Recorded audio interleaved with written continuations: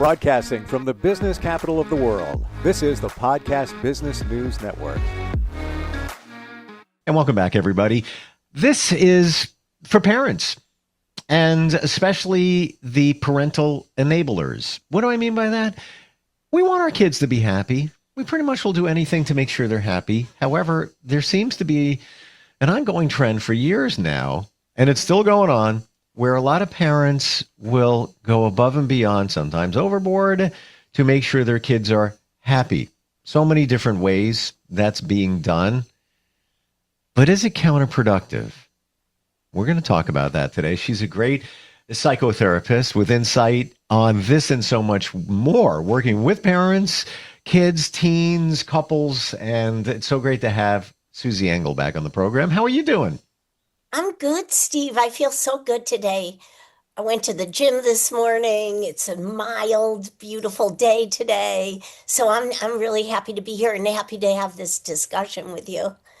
Well, it's so funny. I didn't go to the gym today because my daughter walked in first thing in the morning and say, "Hey, did you know that Dunkin' is doing a promotion for April Fool's Day and you get a free cup of coffee?" So we went to Dunkin'. So it's like I want my daughter to be happy. So it's kind of in line what we're talking about here. And it's you put a code in on the app and you get a free cup. But so it wasn't a gag. No, but Okay. the joke was on me because she got the free cup and then I put the code in and they said we ran out. We've already exceeded the number of free cups of coffee. And it was 1,000,001 for today. And this is like 8:30 in the morning. And allegedly they already did their cups of coffee. So I didn't get mine free. She got hers free. But it was like, I want her to be happy. And it was kind of a fun thing, Yeah, that's great. She's learning how to drive. So I let her drive over there or whatever. Yeah. But I gave up my gym time. Yes, For that's her. a good example. Yes, maybe it is. But parents are doing that a lot in many different ways. Yeah. We're putting them into different activities and loading up their schedule for everything from, we got to go to soccer. Then we got hockey. Then we've got this. Then we've got that. And that club and this club and all that. Why do you think that parents are really going above and beyond in terms of parenting nowadays, and even leading up a number of years into this, 10 years, I think it's even been going on. What's the mindset? What's going on? At least 10 years. So I think a couple of things. I think that's fine if you sign your children up for activities. They should be exposed to a lot of maybe different types of sports or different arts or different experiences. That's healthy. But I think when I hear parents report to me their struggles and then they cap it off by saying, all I've wanted to do was make my children happy, I cringe. Because first of all, there are ways to go about raising our children so that they're grounded and feeling secure about themselves, so that they know how to bring contentment, happiness, fulfillment to themselves. Even little toddlers, it's just possible. And for parents to have this conception that they're supposed to, air quotes, make their children happy, it becomes concerning because, for one thing, it's unachievable to make somebody something else. It's unachievable. Just like, it's just unachievable. And so the parents, it seems to me, are in a circular or cyclical bind of stressing themselves and missing out on just healthy, wholesome relationship or connection. This is where my thought process goes when I hear a parent say, I just want to make my child happy. And it backfires because the children are usually far, far less happy or content. Yeah, well, because many of them are overscheduled. Do you think a lot of this is parental guilt. We we may not have had all the things that we wanted as kids. So now we want to give them to our kids. And now we as parents have so much going on, many with multiple jobs, got this, got that. Mhm. So we look and we think, well, I'm not super serving my children. So let me go above and beyond because I just feel that I need to. Do you think a lot Well, of that is what's going on? some of it for sure. And let's label that. That is living vicariously through your children. And that Mm, also is a misstep or something unachievable, and it's also not creating healthy relationship. So that also ties into why parents sign their children up for too many activities because maybe they didn't have those opportunities, so they're living through this, and maybe the kids don't even like some of those activities, and the children should be learning this process of elimination or this ability to discriminate. I'm not saying discriminate racially, I'm saying discriminate what is fulfilling for them and what they do not enjoy doing. And now, some of this do not enjoy doing also speaks to encouraging our children to develop self-discipline and push through the adjustment period. And maybe if you push through, you will enjoy it. So we don't want to quit everything at the drop of a dime, but the parents also living vicariously because they feel guilt that they felt less than because they didn't have as much money or didn't have as many opportunities. That's yes. coming from an unhealthy spot. That's coming from their inadequacy, not just like, what did I learn from my life and my Well, upbringing? I'm guilty as charged. I'm going to say it because my mom, single mom, two kids. I made my own toys. I'm not even kidding. Like I Which had is very like a little creative. army man, and yeah, I turned him into a cowboy, or it takes a spool of thread for 2 cents, and now he has deploy him from the stairs down to all of that. So I know in my mindset I want my kids to have more than I had and be happy. But I know that's not necessarily the right thing. And I appreciate my son's tenacity and his drive that he is going to college and he's Good. also literally driving Uber to make money Wow. to pay I for like, gas and things like yeah, that. And he's like, yeah, I made $50 last night. And like but he's good. still I could just enable him and say, well, son, and every once in a while, I'll send him some money for dinner, That's whatever, good. just as a little perk. But that's it. Like he's doing his own thing and he never complains about it. He just I like keeps it. going. But that's good. So your situation, guilty as charged, whatever that is, it seems not to have backfired. And also look at your childhood. If you were transforming before there were transformers, transforming your army man into, Something, a different toy. repelling rock climber or something, or cowboy or something. That's creativity too. I mean, we can't always just be shoving material things in front of the kids so that they don't know how to be creative or play independently or whatever. So I like that. And I like your son. I like that he's ambitious and going to school and picking up a 50 bucks here and 50 bucks there by driving Uber. I love that.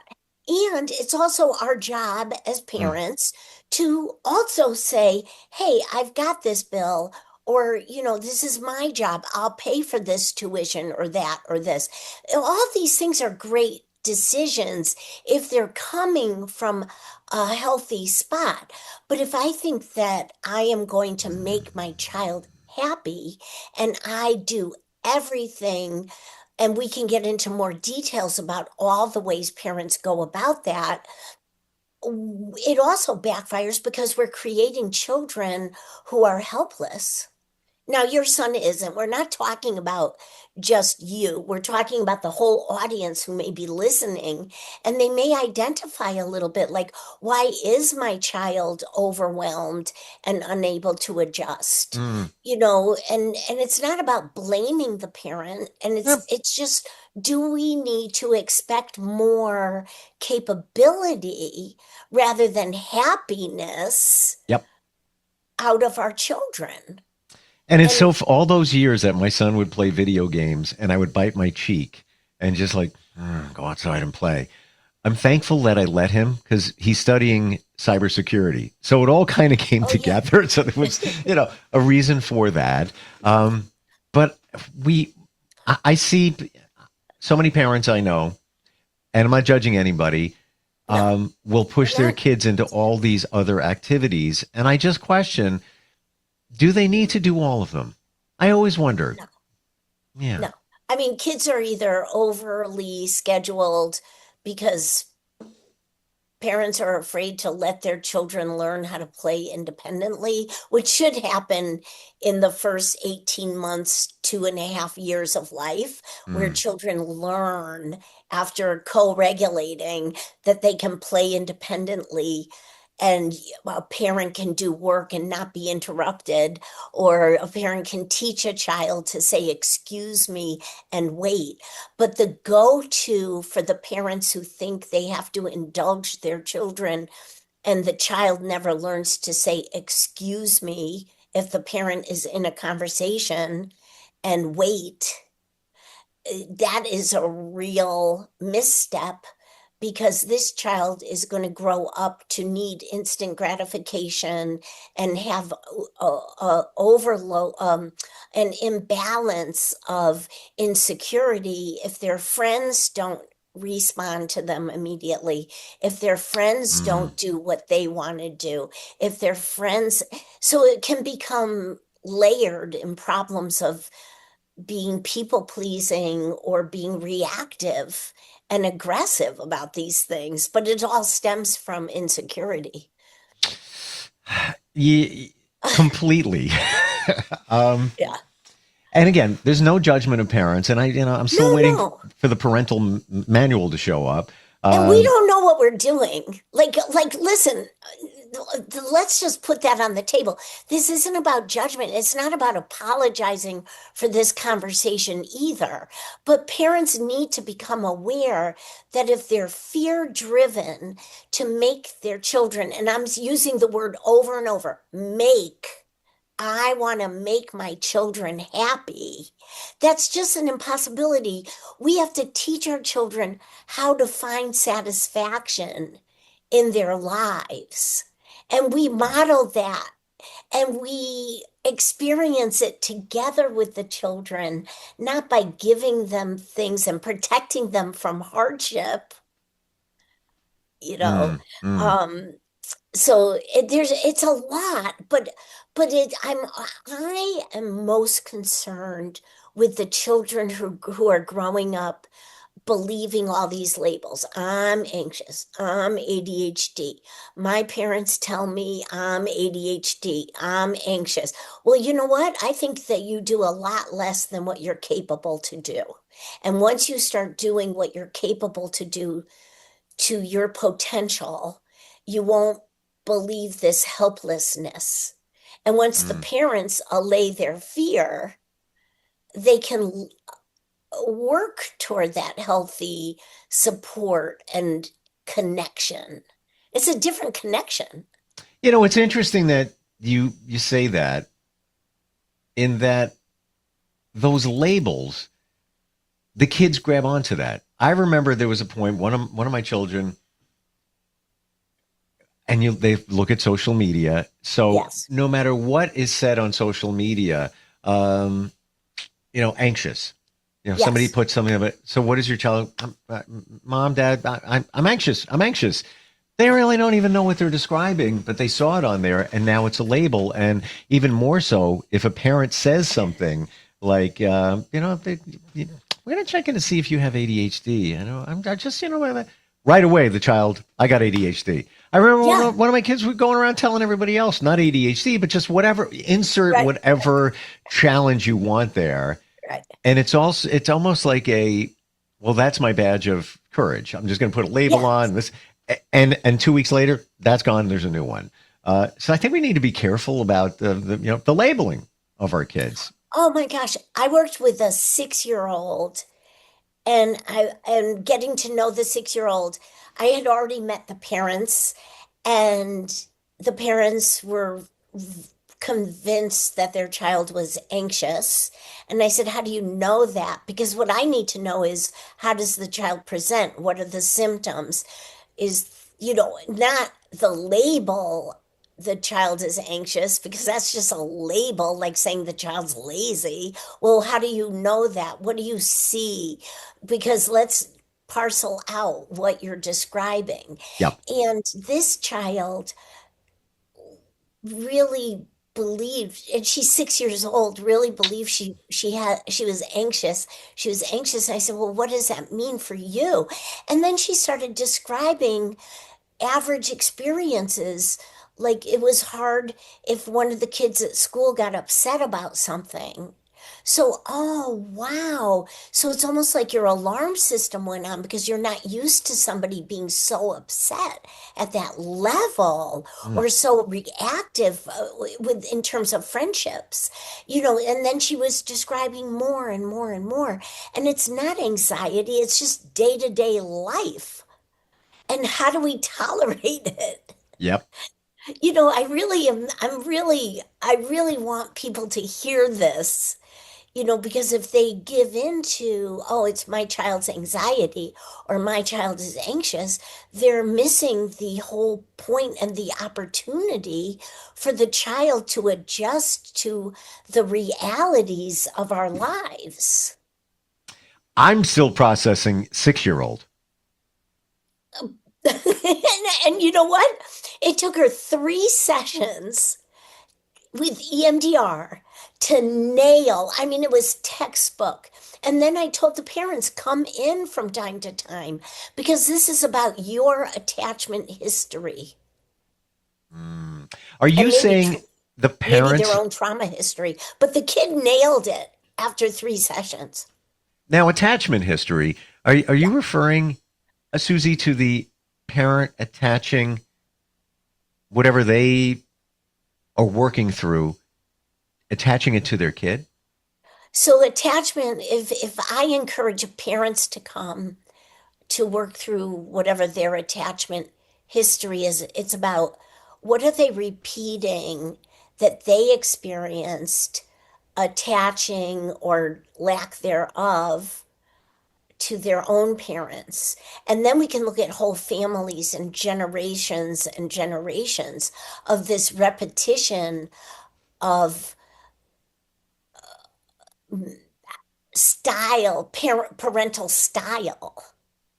And Mm. if it's not breeding connection and a sense of security in the child, so when I'm dealing with the parents, I have to assess, are they secure within themselves? So what was their attachment history, or what therapy have they gone through to heal from whatever wounds those may have been? So when I say I want to work with the parents about attachment history, it's really about what they experience with their caregivers and Mm. how they're playing that out with their child, you know. Wow. There's so much more. We could do a number of podcasts on this in terms of Yeah, what let's. even what the parents pass on to the kids. Yes. I mean, what happens if you grew up with parents who had whatever histories they had, and they instilled in you, if you spilled juice, that you are bad Yeah. and should be ashamed of yourself. I mean, it happens all the time. It's as common, you wouldn't believe how common this is. And we're thinking, like, be upset with a child who has no hand of fine motor skills for spilling something, it almost makes you want to cry. It You does, know, but the oh, parents don't realize the implication of that. With a 3-year-old that spills juice, they're just being, who's it's, internalizing, who's yes. internalizing, I am bad and I will do anything to keep this connection. Well, it's our job as adults to make this connection with the child, not the child's desperation to keep a connection with a child. So then we have those defenses, people pleasing, Oh, which leads to problems when the kids are teenagers. 100 billion percent. And even right down to little Jimmy, 3, spills the juice. And then, mom or dad's like, Jimmy, you spilled juice. You got to be careful. Look what you're doing. Instead of saying, whoops. All right. Let's And clean it together. right. Let's Just do hand over hand right. And maybe next and time you're holding it, connect hold it with both your hands instead of just one, or whatever it may be. or do it together. Yeah. Right. But we Yeah. don't see it as parents that could go down a bad road where you express that displeasure of the spilling. And all you're trying to say is, we don't spill juice. We try not to. That's the only message there.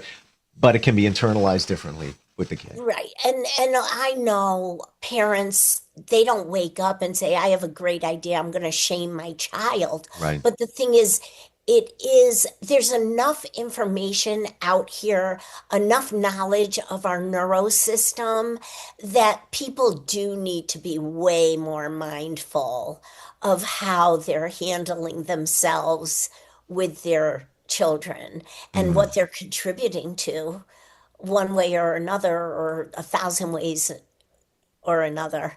Mm. It's a big deal. It I mean, is. it's a big deal.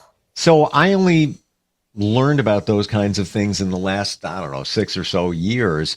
And now I look back at things I may have said to my kids along the Yeah. way and rethink it. Like, remember that time that, or how about that time that, or dad was just having fun with you, goofing off, and how that may have lasting effects. My dad did it to me. He'd come up with silly names and goof off and whatever. So what did I do? I mean, I kind of did the same thing. But now that I look back, and it really depends on the child, that could be taken in, a different way other than just a silly, goofy name. So, Well, yeah.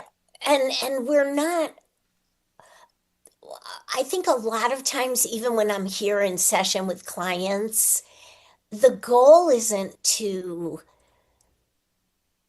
throw the client into this like tornado or cyclone of guilt yeah. or inner critic. That isn't the goal. The goal is be mindful now and move forward. Be mindful now and move forward, or don't shy away from open conversations. Hey, when I did that when you were 6, Mm. how did that land for you? And now the kid is 30 something years old. Right.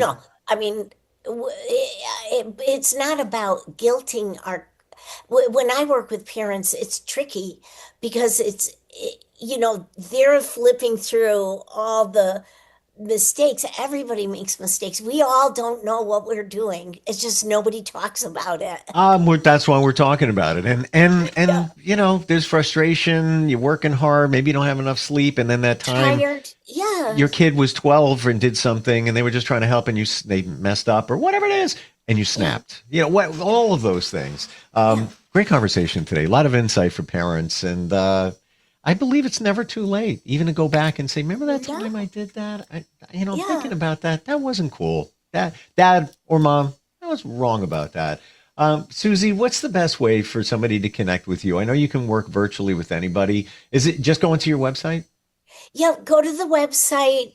There's a request a contact, but also just listen to these podcasts and reflect on these conversations. I Mm, mean, that in itself it stimulates the good part of our brain to make insight and connections. And my website is my name, Susan Engel -LCSW.com. beautiful. Um, Great conversation again. This is the stuff that nobody tells you about when it comes to parenting. No judgment. We're just piloting from what we know from our parents, but maybe there's time for some tweaks there along the way. That's what we're talking about. I appreciate you. Love what you do and the way you present it. Yeah. We'll talk next week. Okay. Thank you, Steve. Thanks, Susie. We'll be right back.